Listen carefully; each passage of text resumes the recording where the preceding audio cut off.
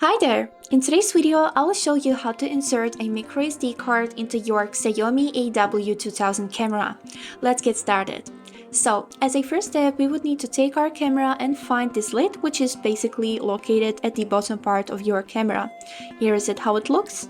Then, we would need to push this part a little bit so we will get better access to this lid. We would need to open with the help with our nail, just like this. And now you can see here two ports. The first port is the microSD port and the second one is the reset button. We would need to take our microSD card, which looks like this, and then slowly put it into this port, which you can see first. So, when you have put your microSD card there, you can see that it's not going any deeper. For that, we would need to take our nail and push that card into the camera until you'll hear a click. And now it's successfully inserted.